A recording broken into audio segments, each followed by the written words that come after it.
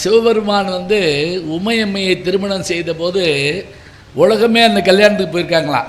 இப்போ நம்ம பெரிய வீட்டு கல்யாணம்னா எல்லோரும் போவோம். கடவுளுக்கே கல்யாணம்னா எம்பிட்டு கூட்டம் வந்திருக்கும் பாருங்க. அத்தனை ஜீவராசியும் வந்திருக்கோம். அப்படி எல்லோரும் போன உடனே உலகம் லேசாக அப்படி சாஞ்சிருச்சான். சும்மா கேட்டுக்கிட்டே வாங்க இன்னும் கேட்கணும். அப்படி சாஞ்சிருச்சான். அப்புறம் அவர் அங்கேருந்த அகத்தியரை கூப்பிட்டு இது கொஞ்சம் சாய்வாக இருக்குது, நீ போய் சரி பண்ணு பார்ப்போ அப்படின்னு சொல்லி எங்கே போகட்டும்னு கேட்டார்.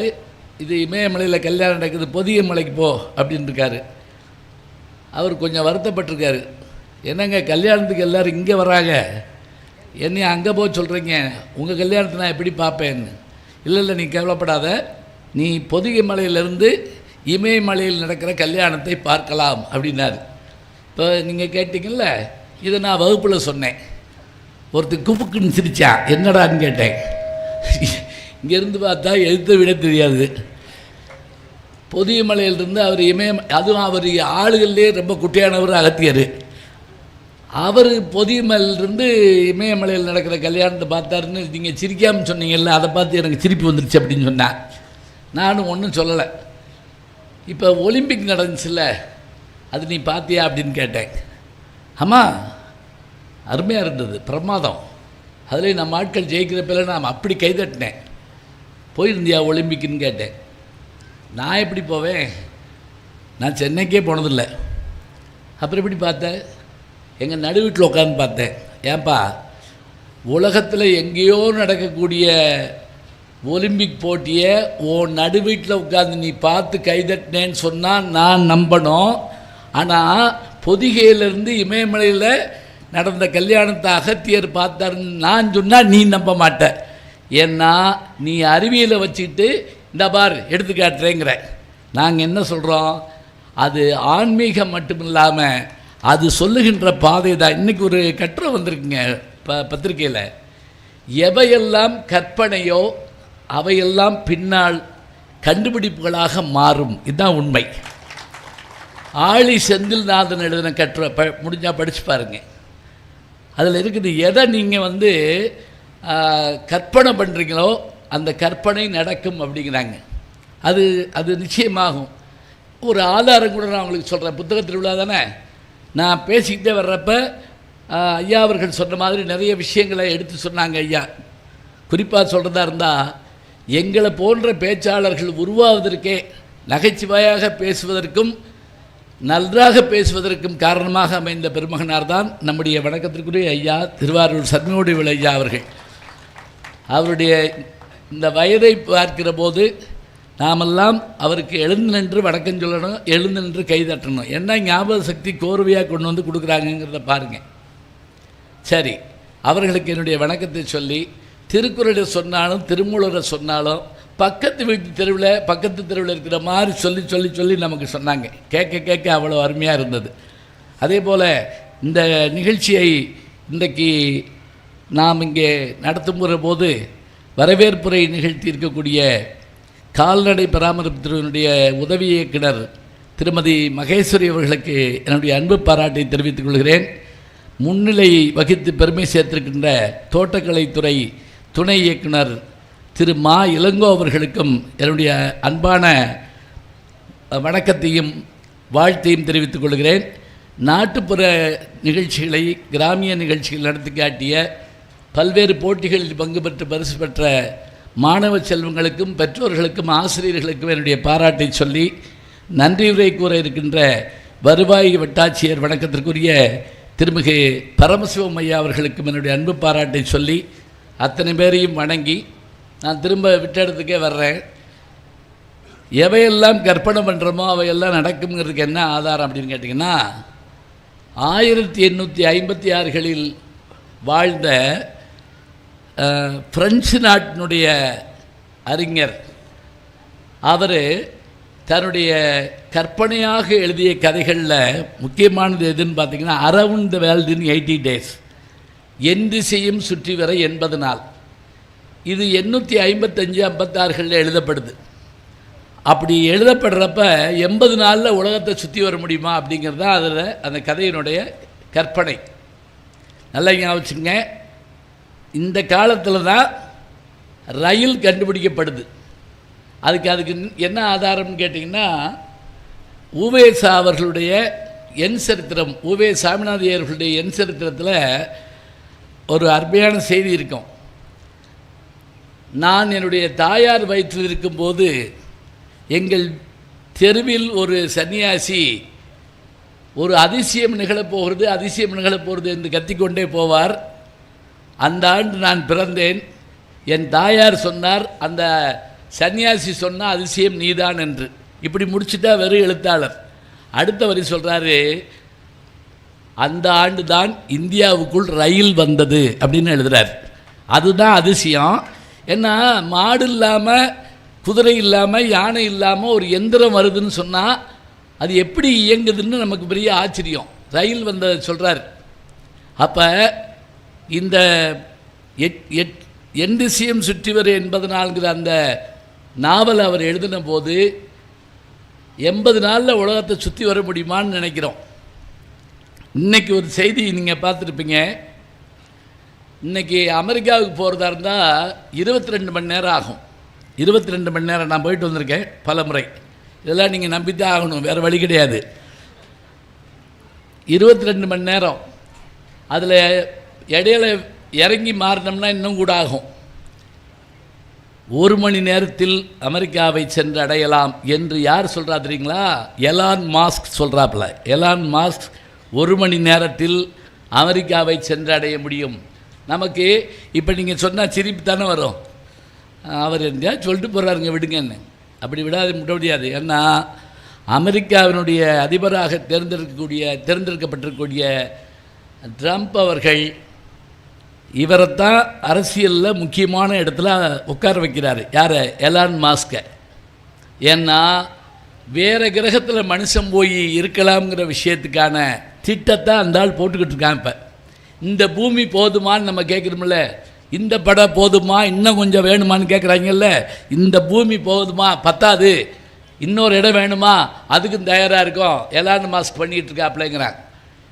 இதை முதல்ல எழுதினவர் யாருன்னு கேட்டிங்கன்னா, அந்த பிரெஞ்சு நாட்டினுடைய எழுத்தாளர் அறிஞர். அவர் சொன்னார், எர்த்து டு மூன் அப்படின்னு எழுதினார். பூமியிலிருந்து சந்திரனுக்கு.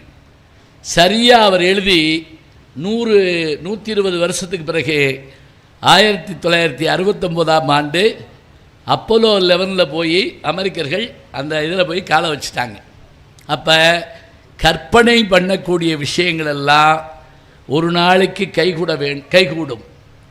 அதனால தான் பாரதி சொல்கிறப்ப கூட எப்படி அப்படின்னா, மனதில் உறுதி வேண்டும், வாக்கினிலே இனிமை வேண்டும், நினைவு நல்லது வேண்டும், நெருங்கிய பொருள் கைப்படல் வேண்டும். இதெல்லாம் பண்ணிட்டால் நமக்கு அதெல்லாம் நிச்சயமாக கிடைக்கும். அது உண்மையும் கூட. இப்போ இந்த நிகழ்ச்சியை தொகுத்து வழங்கக்கூடிய என்னை அறிமுகப்படுத்திய என்னுடைய மாணவர், நல்லாசிரியர், நல்ல விருது பெற்றவர், பேராசிரியர், என்கிட்ட படித்த திரு சங்கர்ராம் அவர்கள் என்ன அழகாக பேசினார், என்ன அருமையாக வரவேற்புற சொன்னார். அப்படின்னா எங்களால் இவர்களை போன்ற மாணவர்களை உருவாக்க முடிகிறதுங்கிறது ஒரு முக்கியமான ஒன்று. அதுதான் பெரிய சிறப்பு.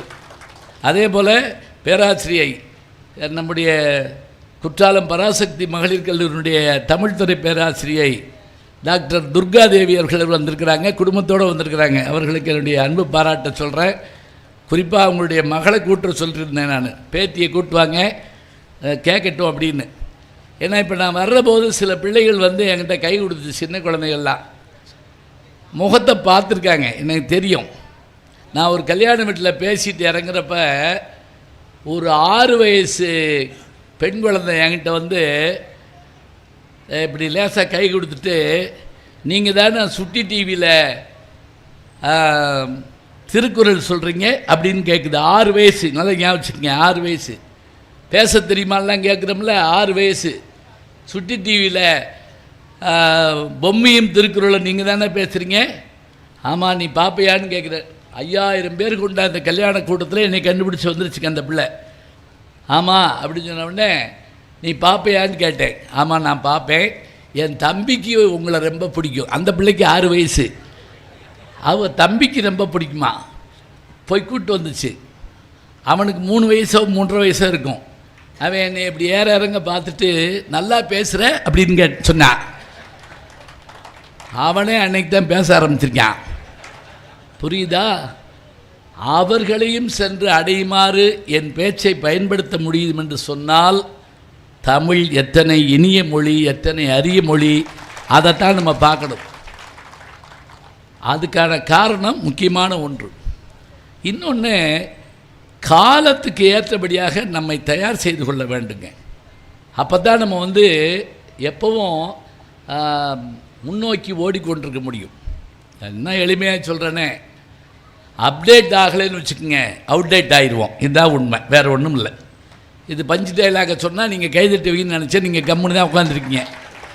யாராவது சினிமாவில் சொன்னால் மாத்திரம் அப்படி மயிர்க்கும் தெரியுது உங்களுக்கு. இதே இது நான் சொன்னால் கேட்க மாட்டேங்கிறீங்க. அதாவது நம்ம எதையும் உடனடியாக ஏற்றுக்கொண்டு அதற்கு தயாராகாவிட்டால் எப்படி யோசிச்சு பாருங்க. 1960-62 எங்கள் வீட்டில் எங்கள் அப்பா தமிழாசிரியர், அவர் ஒரு ரேடியோ பெட்டி வாங்கிட்டு வர்றார். தெருவே வருது, அது என்னன்னு பார்க்க அதை வச்சு எங்கள் அம்மா அதுக்கு சூடங்காட்டி விபூதி வச்சு, யார் மார்க்கோனி கண்டுபிடிச்சதுக்கு விபூதி வச்சு அதுக்கு இதெல்லாம் போட்டு, அது போட்டோடனே பாடினோடனே எல்லாருக்கும் ஆச்சரியம் தாங்க முடியல. அப்படியே கும்பிட்டுக்கிட்டு எல்லாம் பண்ணி அதுக்கு உரையெல்லாம் போட்டு வச்சாச்சு. அதுக்கு கீழே ஒரு சின்ன எர்த்து இருக்கும், அதில் தண்ணி ஊற்றணும்லாம் சொல்லி வச்சுருந்தேன். நான் நினச்சேன் அவங்களுக்கு போது போட்டிருக்கு, என்ன பேசுகிறாங்கல்ல அவங்களுக்கு போது போட்டிருக்குன்னா அந்த வேலை எனக்கு. ஆனால் ரேடியோவை நான் தொட்டுறக்கூடாது, நல்லா ஞாபகம் வச்சுக்கோங்க. தெரியாமல் நான் தொட்டுட்டேன்னு வைங்க, குடும்பமே ஷிஃப்ட் போட்டு அடிப்பாங்க. நீ ஏன் தொட்ட 8 வருஷம் கழிச்சு அது ரிப்பேர் ஆனாலும் இந்த பையன் அன்னைக்கு கையை வச்சுக்கிட்டு சும்மா இருக்க மாட்டாமல் தொட்டான். நான் சின்ன பிள்ளையில் ரேடியோ போட்டதே இல்லைங்க. இன்றைக்கி எங்கள் வீட்டில் டிவி இருக்குது, டெக்கு இருக்குது, லேப்டாப் இருக்குது, எல்லாம் இருக்குது. என் பேரம்பேத்தியை இன்னைக்கு தொட விட மாட்டேங்கிறாங்க. அதில் கை வைக்காதீங்க, வைரஸ் வந்துடும். என்னை வைரஸ்னு பேர் வச்சுருக்காங்க. இப்போ பாருங்கள், அன்னைக்கு என்னால் ரேடியோ போட முடியல, இன்றைக்கி என்னால் லேப்டாப் போட முடியல. முந்தியெல்லாம் செல்ஃபோனில் ஏதாவது இதானா யாராவது பெரியவங்கள்ட்ட கொடுத்து பாருங்கள் அப்படிமோ. இப்போ நீங்கள் பெரியவங்கள்ட்ட கொடுத்து பார்க்க சொல்லுங்களேன், அழுதுக்கு கண்ணீர் விட்டுருவார் அவர் அப்படியே. ஏன்னா அவருக்கு அதில் ஒன்றுமே தெரியாது. ஒன்றும் இல்லைங்க, செல்லு வந்த நேரத்தில் வழக்கமாக அந்த மேடையில் பேச்சு ஆரம்பிக்க போவதால் அவர்களுடைய அந்த அலைபேசியை அடைத்து வைத்து கொள்ளுமாறு கேட்டுக்கொள்கிறோம்னு சொல்லுவாங்கள்ல, அந்நேரம் பார்த்து ஒருத்தருடைய செல்ஃபோனில் ஃபோன் வந்துருச்சுங்க. விநாயகனே வெப்பினையே அப்படின்னு சத்தம் போடுது. அது அவருக்கு அமர்த்த தெரியல. பக்கத்தாள்கிட்ட கொடுத்து அவர் ஐயோ என்று கடவுளே விட்டுருங்கட்டார். என் ஃபோன் வேறு ஃபோனு, இவர் இங்கிட்டு ஓடுறாரு அங்கிட்டு ஓடுறாரு, ஓடிட்டு கடைசியில் என்ன பண்ணுறீங்களா அதை கீழே போட்டு மேலே ஏறி உட்காந்துக்கிட்டாரு. அப்படியே நமக்கு தெரியல. இன்றைக்கி ஏதாவது சின்ன ரிப்பேராக இருந்தால் கூட நம்ம வீட்டில் இருக்கக்கூடிய சின்ன பிள்ளைகிட்ட கொடுங்க, 5 நிமிஷம் சரி பண்ணி கொடுக்குறான். ஏன் தெரியுமா? அவனுக்குரிய காலமாக இது இருக்கிறது. இது ஊடகத்துக்குரிய காலம். இந்த ஊடகத்தில் நாம் எதையாவது சாதித்து காட்டினா தான் தெரியும். இப்போ நம் ஒவ்வொரு விஷயத்தை பார்க்குற போதும் அதுக்கு ஏற்றபடியாக நம்மை தயாரித்து கொள்ள வேண்டும். ஒரு கல்யாண வீட்டில் பொண்ணு மாப்பிள்ளைக்கு அந்த திருமாங்கல்யத்தை எடுத்து கொடுத்துட்டு கீழே வர்றேன். தமிழ் மரபு வழி திருமணம் நான் நிறைய பண்ணி வைப்பேன். அப்படி வந்தபோது ஒருத்தர் வாயில் துண்டு வச்சுக்கிட்டு அழுதுட்டுருக்காரு. என்னை பார்த்து வீட்டை அடகு வச்சுட்டிங்க அப்படின்னாரு. எனக்கு ஒன்றும் புரியல. எப்போ அப்படின்னு கேட்டேன். சீரியலில் சிங்கப்பெண்ணேன்னு ஒரு சீரியல் வருதுல்ல, அதில் வீட்டை அடகு வச்சுட்டேன்னா நான் அந்த படத்தை வேறு உங்கள் பையன் தூக்கிட்டு போயிட்டேன். யோ சும்மாரு, அதுக்குள்ளே 2-3 வீட்டை அடகு வச்சுட்டிங்களா, என்ன விஷயம் அப்படின்னு கேட்டீங்க. அந்த ஆள் சொல்கிற கேட்காதீங்க, நாடகத்தை பார்த்து அழுகிறேன். அந்த ஆள் உண்மையிலேயே கண்ணீர் வரமாட்டேங்குது. இந்தா இப்போ ஐயா அப்படி சொன்னார், திருமூலர் சொன்னார், திருவள்ளுவர் சொன்னார், எல்லாம் இது பேசாமல் இருந்தோம். அது என்ன தெரியுங்களா, ஒரு வினாடி நமக்கு அது அந்த கண்ணு முன்னாடி வந்துட்டு போகுது. இப்போ நான் 9 மணிக்குள்ள முடிக்கணும், இல்லைன்னா சிங்கப்பெண் திருப்பி ஆரம்பிச்சிடும். 9 மணிக்கு தயாராக போயிடணும். எதுக்கு சொல்கிறேன் அப்படின்னா, எல்லாவற்றையும் நம்ம ரசிக்கவும் பார்க்கவும் கற்றுக்கொண்டோம்னா அதில் எல்லாத்துலேயும் உள்ளே போய் என்னதான் இருக்குன்னு பார்த்து வந்துடுவோமே அப்படிங்கிற ஒரு எண்ணம் எனக்கு உண்டுங்க. அதனால தான் நான் என்ன பண்ணுறேன் அப்படின்னா, வாய்ப்பு கிடைக்கிற போதெல்லாம், இன்றைக்கி ஐயா சொன்னாங்கல்ல யூடியூப் சேனல், இப்போ ஒரு 5 நிமிஷத்துக்கு முன்னாடி வந்த செய்தி என்னன்னு தெரியுங்களா? நான் 2018 யூடியூப் சேனல் ஆரம்பித்தேன். இன்றைக்கி 4 லட்சம் பேர்களை கொண்ட சப்ஸ்கிரைபர்ஸ் கொண்ட அந்த சேனலாக இன்றைக்கி இப்போ மாலையில் 6 மணிக்கு அது மாறி இருக்குது. 4 லட்சம் பேர் ஒரு செய்தியை போட்ட உடனே அதை பார்க்குறதுக்கு 4 லட்சம் பேர் தயாராக இருக்கிற மாதிரியான ஒரு நிலை வந்திருக்குன்னு சொன்னால், எத்தனை ஓட்டம் ஓடி இருக்கணும், எத்தனை செய்திகளை படிச்சிருக்கணும், என்னென்ன வேணும். ஏன்னா அவ்வளோ சுலபமாலாம் எல்லோரும் பார்க்க மாட்டோம். சில பேர் டிவி பார்க்குறப்ப பார்த்துருக்கீங்களா, மாற்றிக்கிட்டே இருப்பாங்க, என்னன்னு தெரியாது, இப்படி மாற்றிக்கிட்டே இருப்பான். இன்னும் சில பேர் என்ன பார்க்குறான்னு சொல்ல முடியாது. ஒருத்தன் மனைவியை கூட்டிகிட்டு டாக்டர்கிட்ட போனான், என்னான்னு கேட்டார். இந்த அம்மா விடாமல் டிவி பார்த்துக்கிட்டே இருக்குது. இது நோயே இல்லையேன்னு இருக்கார் அவர். டிவியை ஆஃப் பண்ணிட்டாலும் கரண்ட்டு போனாலும் லைட்டை பொருத்தி வச்சு பார்த்துக்கிட்டு இருக்கேன். சரி முத்திருச்சு. உடனே அந்த அம்மா சொல்லிச்சு, இதே தான் இவரும் கிரிக்கெட் விளையாடுறப்ப அது என்னானாலும் அதை அமர்த்தினாலும் பார்த்துக்கிட்டு இருக்காரு. அப்போ நல்ல குடும்பம், பல்கலைக்கழகம் மாதிரி அது. இந்த அம்மா நாடகம் பார்க்குது, அவர் கிரிக்கெட் பார்க்குறாரு. அந்த பையக வீடியோ கேம்ஸ் பார்க்குறாங்க. மனுஷனை எவனும் பார்க்குறதில்ல. இப்போ நீங்கள் இந்த +2 படிக்கிற வீடுகளில் போய் பாருங்கள். ஒரு கல்யாண வீட்டில் பையனை கூட்டு வரலையான்னு கேட்டேன். அவங்க 2 பேரும் பதறாங்க. +2 படிக்கிறான், அதுக்கு என்ன, எங்கேயும் வரமாட்டான், யாரு கூடயும் பேச மாட்டான், யார் மூஞ்சிலையும் முழிக்க மாட்டான், கொஞ்ச நாள் கழிச்சு எங்கள் மூஞ்சிலையும் முழிக்காமல் போயிடுவான், அவ்வளோதான். இதுக்கு தான் படிக்க வைக்கிறோமா? என்ன சொல்கிறது? இது என்ன வேணும் தெரியுங்களா? நல்லா அறிமுகம் பண்ணுவாங்க. யாராவது வந்தால் கூப்பிடுவாங்க, இங்கே வா, வா, அவருக்கு வணக்கம் சொல்லு. யார் தெரியுமா அவர்? உனக்கு பெரியப்பா டிஸ்ட்ரிக்ட் ஜட்ஜாக இருக்கார். இன்னொருத்தர் வருவார், மாமா, அவர் கலெக்டராக இருக்கிறாரு. இது எது தெரியுங்களா? அந்த பிள்ளைக்கு மனசுக்குள்ள கலெக்டர், டாக்டர், என்ஜினியர், நீதிபதி அப்படிங்கிற ஒரு எண்ணம் மனசுக்குள்ளே வரணுங்க. நம்மளும் வரணுங்கிற மாதிரி வரணும்.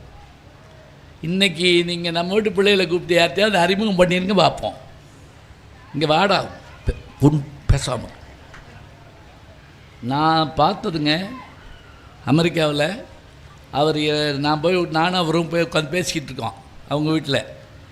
அப்போ அதை ஒருத்தர் திடீர்னு ஓடி வந்து எங்கள் 2 பேர்த்தையும் தாண்டிட்டு வீட்டுக்குள்ளே ஓடினான். நான் திருடனாக இருக்குன்னு நினச்சேன். நான் மாடிக்கு ஓடிட்டான். இவர் சிரிப்பிச்சுக்கிட்டே இருந்தார். திடீர்னு திடும் சத்தம் கேடுச்சு. ஏதோ அவன் வந்து இது பார்த்துக்கிட்டு இருக்கான் போல் இருக்கு. அப்புறம் இறங்கி வந்தான். வர்ற போதே பார்த்திங்கன்னா இங்கே ஒன்று மாட்டிருக்கான், இங்கே ஒன்று மாட்டிருக்கான், காதில் ஒன்று மாட்டிருக்கான். நான் கூட ஐசியூவில் இருந்து வர்றான்னு நினச்சேன். நான் இந்த இதெல்லாம் போட்டிருப்போம்ல அது மாதிரி வந்தானா. இவர் தான் என் நண்பர். இவரை கொண்டு போய் நீ ஏர்போர்ட்டில் விட்டுட்டு வா. அவன் இங்கிலீஷில் கத்துனா பாருங்க அவங்க அப்பாட்ட. ஓ நண்பர் நான் ஏன் கூப்பிட்டு போகணும்? எனக்கு அவருக்கு என்ன? அவன் எனக்கு இங்கிலீஷ் தெரியாதுன்னு வஞ்சிருக்கான். வேறு என்னென்ன வஞ்சானோ எனக்கு தெரில. நான் அவர்கிட்ட சொன்னேன், நீங்கள் 2 பேரும் வராட்டாலும் நான் போயிடுவேன், ஒன்றும் கவலைப்படாதீங்க. நல்லா கவனிச்சுக்குங்க, எப்படி பிள்ளையை விளக்குறமோ அதுக்கேற்றபடி தான் பிள்ளை இருக்கும். அவன் கேட்குற என்ன தெரியும், ஓ நண்பரால் எனக்கு என்ன லாபங்கிறான். இதுக்கு நீங்கள் என்ன பதில் சொல்லுவீங்க? நாம் பிள்ளைகளை எப்படி சொல்லுவோம் ரொம்ப அருமையாக. நின்று கேட்குறவங்களாம் கூட உட்காந்துக்கலாமே வந்து வாங்க, உடனே வீட்டுக்கு போயிடாங்க. சாரி, சில பேர் ஏதாவது சொன்னோம்னா படக்குன்னு ஃபோனை காது அப்படியா அப்படின்னு சொல்லிட்டு நல்லா உட்காந்து கேட்கலாம். தமிழில் தானே பேசுகிறோம், வேற என்ன புரியுதில்ல, பேசுகிறதுலாம் புரியுது இல்லைங்களா? அவ்வளோதான். அப்போ நம்ம இன்றைக்கு இந்த ஊடக உலகத்தில் நம்ம இருந்தாலும் நம்முடைய உறவுகள், நண்பர்கள், பிள்ளைகள் இவர்களோடு நம்ம நல்ல உறவாடுவதற்கு நாம் பயிற்சி எடுக்கணும். அதனால தான் அன்புன்னா என்ன, அறன்னா என்னங்கிறதுக்கு விளக்கம் சொன்னாங்க ஐயா. அன்பும் அறனும் உடைத்தாய் நில்வாழ்க்கை, பண்பும் பயனும் அதுன்னா அன்பு உடைத்தாய் நில்வாழ்க்கை பண்பு, அறம் உடைத்தாய் நில்வாழ்க்கை பயன். அவ்வளோதான். இதை நம்ம தெரிஞ்சுக்கிட்டோம்னா போதும். அதுக்கு தான் ஐயா அந்த கதைகள் எல்லாம் எடுத்து சொன்னாங்க. அவங்க திருக்குறள் கதைகள்னு புத்தகமே போட்டிருக்கிறாங்க. சங்கர்ராம் சொன்னார் இப்போ தான் கொஞ்ச நேரத்துக்கு முதல்ல. அதெல்லாம் வாங்கி படிங்க. இப்போ நாங்கள் பேசுகிற போது சொல்கிற புத்தகங்கள்லாம் மறக்காமல் வாங்குங்க.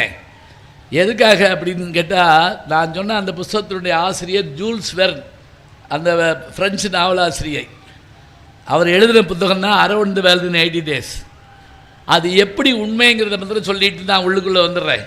எங்கள் இப்போ பேச்சுக்குள்ளே வரணுன்னா இன்னொரு வரைக்கும் வரலையான்னு கேட்கக்கூடாது. இப்போ கொஞ்சம் நேரம் நீங்கள் எப்படி கேட்குறீங்கன்னு பார்த்துக்கிட்டு இருந்தேன், அவ்வளோதான், வேறு ஒன்றும் இல்லை. இந்த லைட்டை கூட இங்கே தள்ள முடியுமா? யார் இங்கே கேமராமேன்ஸ் இங்கே வாங்களேன், இந்த லைட்டை இங்கே இப்படி கொண்டாங்களேன், அந்த லாஸ்ட் வரைக்கும் தெரிய மாட்டேங்குது. இந்த இந்த ஸ்டாண்டை இந்த இங்கே கொண்டாங்க, இங்கே கொண்டு வந்து வச்சிங்கன்னா நான் இன்னும் கொஞ்சம் சிவப்பாக தெரிவேன். அப்படி வைங்க, அப்படி அப்படி தூக்கிட்டு வாங்க, சும்மா வாங்க, இந்த இப்படி வைங்க, இன்னும் இப்படி. பார்த்தீங்களா? இப்போ யார் எந்திரிச்சு போடான்னு தெரியும் எனக்கு. இருக்கட்டுங்க, சரி. மறைச்சுன்னா கொஞ்சம் மாறி உட்காந்துங்க, அவ்வளோதான், ஒன்றும் இல்லை, பரவாயில்ல, இருக்கட்டும்.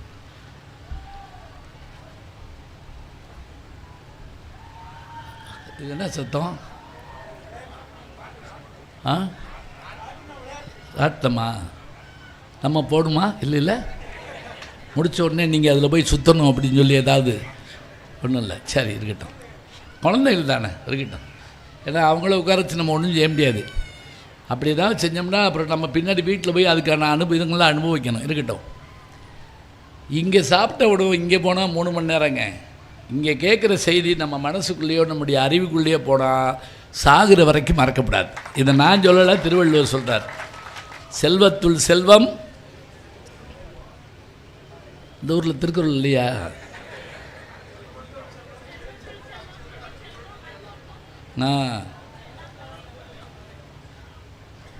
சரி, எத்தனை தடவை செல்வம்னு வந்துச்சு? இதுக்கு தான் நாங்கள் பதில் சொல்கிறது இல்லை. ஒரு கேள்வி கேட்டால் விட வேண்டியதானே? அப்படியே அதில் ஒரு கேள்வி, அதில் ஒரு கேள்வி. ஒரு டீச்சர் ஒரு பையனை, உனக்கு உலகத்திலே பிடிச்ச நாடு எதுன்னு கேட்டிருக்காங்க. சுவிட்சர்லாந்து அப்படின்னு இருக்கான். ஸ்பெல்லிங் சொல்லு அப்படின்னு இருக்காரு. ஐயோ, அப்படின்னா கோவா அப்படின்னு இருக்கான். ஏன்னா சுவிட்சர்லாந்துன்னா எத்தனை இசட் போடுறதுன்னு தெரியாது. கோவான்னா ஈஸி, ஜிஓ விவோ வா படிப்பு போயிடலாம். 5 தடவை. செல்வத்துள் செல்வம் செவிச்செல்வம் அச்செல்வம் செல்வத்துள் எல்லாம் தலை. ஏன் தெரியுமா உங்களை கேட்டேன்? நான் ஒரு கிராமத்தில் பேசுகிறப்ப செல்வத்துள் செல்வம் அப்படின்னேன். ஒரு அம்மா எழுந்திரிச்சு திருமதி செல்வம் அப்படின்னு சொல்லிச்சு. அப்போ ஏதோ தப்பாக போய் சேர்ந்துக்கிட்டு இருக்குன்னு அர்த்தம். அது ஒரு சீரியல், ஞாபகம் வச்சுக்கங்க. மெய் வாய் கண் மூக்கு செவி 5 செல்வத்தை நுகர்றோம். கண்டு கேட்டு உண்டு உயிர்த்து உத்தரியும் 5 ஒன்றொடியின் கண்ணே உளம்பார் திருவள்ளுவர். அதை குழந்தைக்கு நம்ம சொல்லலாம். அதுபோல் பேராசிரியர் நமச்சிவாய் அவர்கள் ஒரு முறை அதை பேசுகிறப்ப சொன்னார், 5 செல்வத்தை நுகர்றோம். எப்படி? மெயின்னா உடம்பு, இந்தா சட்டை மோதிரம்லாம் போட்டிருக்கோம், செல்வம். வாய், மெய் வாய் தின்னே தீத்துப்பிடுறோம். சவர்மாங்கிறோம், புரோட்டாங்கிறோம், சொல்லவே வேண்டியதில்லை. அப்புறம் என்ன? கண், பார்க்காததே இல்லை, எல்லாத்தையும் பார்த்துடுறோம். மெய் வாய் கண் மூக்கு எல்லாத்தையும் நுகர்றோம். இதில் கடைசியாக சொல்கிறது செவி சொல்கிறார். மெய் வாய் கண்டு கேட்டு உண்டு உயிர்த்து உற்றறியும் 5 அந்த திருக்குறளில் சொன்ன மாதிரி இங்கே செல்வத்துள் செல்வம் செவி செல்வம்னு சொல்கிறப்ப மெய் வாய் கண் மூக்கு சொல்லிட்டு செவி வர்றப்ப மட்டும் இந்த நாளுக்கு இல்லாத ஒரு ஆற்றல் என்னன்னா, இவையெல்லாம் பார்த்த விஷயங்கள் மறந்து போகும், அழிஞ்சு போகும். ஆனால் காதில் கேட்ட செல்வம், காதில் கேட்ட செய்தி ஜென்ம ஜென்மத்துக்கும் மறக்காது, அழியாது. ஒருமைக்கண் தான் கற்ற கல்வி ஒருவருக்கு எளிமையும் ஏமா பிடைத்து. 7 பிறப்பு இருக்கா இல்லையாங்க? அதுக்கு உரையை எழுதுகிறப்ப பல பேர் பல விதமாக எழுதுகிறாங்க. ஒருத்தர் நல்லா படித்தா 7 தலைமுறையை காப்பாற்றலாம். இன்றைக்கி ஒரு உரை வருது, ஒருத்தர் நல்லா பாவாணர் எழுதுகிறார், ஒருத்தர் நல்லா படி 7 தலைமுறைக்கு வரும். ஒரு படிப்பாளி அந்த ஊரே மாற்றி காட்டுவாங்க. இது வேணுங்க. அப்படி இருந்தால் தான் நம்ம என்ன செய்யலாம்? சாதிச்சு காட்ட முடியும். அப்போ இந்த காதில் கேட்கக்கூடிய இந்த செல்வத்தை நாம் செவி செல்வமாக வைத்து கொண்டு சாதிச்சு காட்டணும். 5 முறை வந்துச்சுன்னு சொன்னல, திருவள்ளுவர் 6 முறை ஒரு சொல்ல பயன்படுத்தியிருப்பார். இதில் செல்வம்ங்கிற சொல்ல 5 முறை பயன்படுத்தினார்ல, 6 முறை ஒரு சொல்ல பயன்படுத்திப்பார். அப்படி ஒரு திருக்குறள் இருக்குது தெரியுமா உங்களுக்கு? இதுக்கெல்லாம் நம்ம புஸ்தகம் வாங்கி வச்சுருக்கணும் சங்கரா மிட்டியில். வழக்கமாக இங்கே கொஞ்சம் புஸ்தகம் வாங்கி வச்சு கேள்வி கேட்டு சொன்னால் பதில் சொன்னால் உடனே நான் எடுத்து கொடுப்பேன். என் புஸ்தகம் இல்லை, இருந்தாலும் எடுத்து கொடுப்பேன். இப்போ கர்ணன் அவர் பணத்தையே கொடுத்தாரு, துரியோதன பணத்தை தானே கொடுத்தாரு. இருக்கட்டும், என் புஸ்தகம் இருக்குது, நான் தரதுனாலும் தருவேன். 6 தடவை வரக்கூடிய ஒரு திருக்குறள் என்னன்னு கேட்டால், ஒரு சின்ன குழு வேணால் சொல்லலாம். பற்றுக பற்றத்தான் பற்றினை அப்பற்றை பற்றுக பற்று விடருக்கு. ஜென்மத்துக்கும் கேள்விப்பட்டதில்லை, உங்கள் முகத்தை பார்த்தோன்னே தெரியுது. அப்படியே கேள்விப்பட்டதால் நீங்கள் சாய்ஸில் விட்டுருப்பீங்கன்னு தோணுது. ஒன்றும் இல்லைங்க, ஒரு குரங்கு மரத்தில் ஏறுது, ஒரு மனுஷனும் மரத்தில் ஏறுறான்.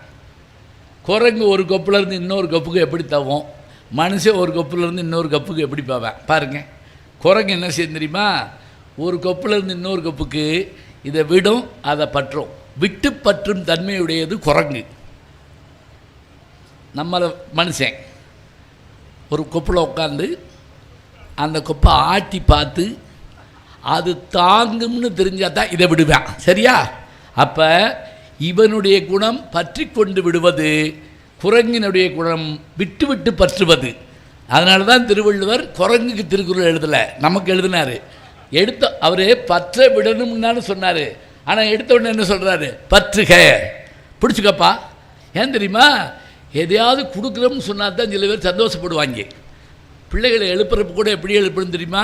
இன்றைக்கி லீவாமலன்னு பேசிக்கிறணும், படக்கணுன்னு உட்காருவாங்க, பார்த்துருக்கீங்களா? இன்னும் சில பேர் இதை சாப்பிட்டு படுத்துக்க படம் எந்திரிப்பா பல்லாறுன்னு போ, பல்ல வழக்கு போ. அதை எழுப்புகிற முறை இதெல்லாம். பற்றுக வார்த்தையை பாருங்க. எதை கேள்வி கேட்போம்ல? பற்றற்றான் பற்றினை. எதுக்கு கேள்வி கேட்போம்ல? பற்றுக இன்னொருக்கு போடுறாரு, பற்று விடற்கு. உன்னுடைய பற்றுக்கள் எல்லாம் விட வேண்டும் என்று சொன்னால், பற்றுக்களை எல்லாம் விட்டவனோடு இருக்கிறான் இல்லையா, அவனுடைய திருவடிகளை பற்றுக்கொள். அவ்வளோதாங்க. இது இந்த திருக்குறள்லாம் இருக்குது. சொல்லிக் கொடுக்கறதுக்கு நம்ம வாங்கிக்கக்கூடிய தன்மை இருந்தால் நம்ம ஜெயிச்சு காட்டிடலாங்க.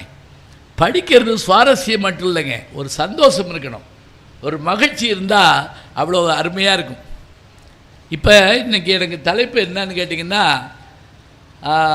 கல்வி அழகே அழகு, இதுதான் தலைப்பு. இது ஒன்றும் இல்லை, ஒரு பாட்டோட கடைசி வரி. நான் எந்த பாட்டுன்னு கேட்க மாட்டேன், ஒன்றும் பயப்படாமல் இருங்க. இப்போ தான் ஒருத்தர் எந்திரிச்சு போகிறார், ஒரு மாதிரி ஒரு கவலையோடு போய்கிட்டு இருந்தார். இருக்கட்டும். நாலடியார்னு ஒரு நூல் இருக்குது தமிழில். ஆலும் வேலும் பல்லுக்குருதி கேள்விப்பட்டிருப்பீங்க. 4ம் 2ம் சொல்லுக்குருதி. ஆலும் வேலும்னு என்னென்னா, ஆலங்குச்சியும் வேலம்பட்டையும் பல்லு விளக்குன்னா உறுதியாக இருக்குமா. இந்த பாருங்க, எனக்கு தெரிஞ்சு எங்கள் அப்பா தமிழாசிரியர், அவர் சொல்லுவார் வீட்டில் எப்படின்னா, உமிக்கருக்கு போட்டுங்க, அந்த உமியை இப்படி சுற்றி வச்சு அதில் நடுவில் ஒரு கங்கை போட்டுருவாங்க. விடிய காலம் வரைக்கும் கணிஞ்சு அதை எடுத்து எங்கள் அம்மா சளிச்சு வச்சாங்கன்னா அது பல்பொடி, சரியா? அதில் கொஞ்சம் உப்பு கலந்து கோம்பார் எங்கள் அப்பா. சொன்னது எப்போ? 1962. இப்போ ஒடியாந்து சமந்தா உங்கள் பேஸ்ட்டில் உப்பு இருக்கா அப்படின்னு கேட்குறாங்க. சமந்தா தானே, சரியாக சொல்கிறேன்னா? நான் சங்க இலக்கியம் பேசுவேன், சமந்தாவை பற்றியும் பேசுவேன், சரியா? உங்கள் பேஸ்ட்டில் உப்பு இருக்கான்னு கேட்குறாங்கல்ல.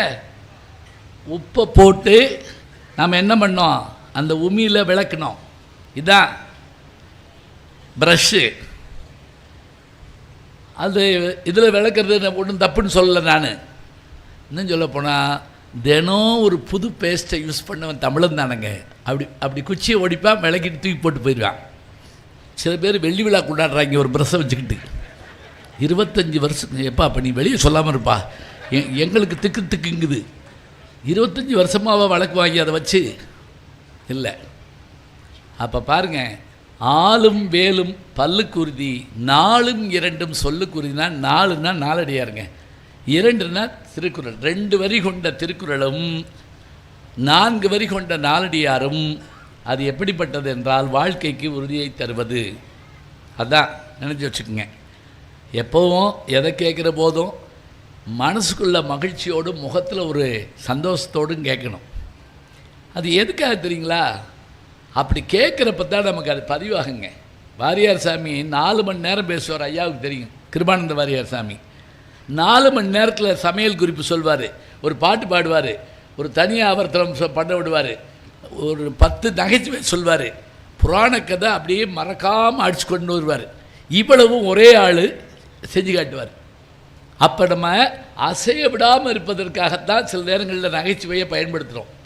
இந்த நெல் இப்படி போடுற போது அந்த சாக்கை ஒரு குலுக்கிட்டு திரும்ப போடுவோம். எதுக்கு தெரியுமா?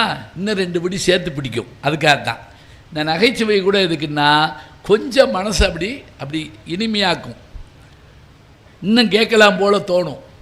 சரி, எங்கே இருக்குது நகைச்சுவை? சில பேர் கேட்குறாங்க. நான் சொல்கிறேன், எங்கே இல்லை, எல்லா இடத்துலையும் இருக்குது. சரி, சோகமான நேரத்தில் நகைச்சுவை ரசிக்க முடியுமா? நல்லா ரசிக்கலாம்.